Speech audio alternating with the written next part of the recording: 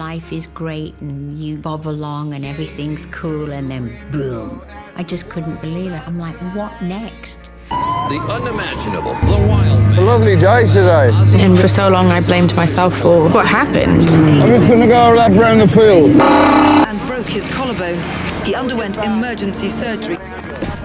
They put me on the phone to my mum and she asked me if I was sitting down. What's wrong? She told me that my dad got in an ATV accident and it really didn't look good.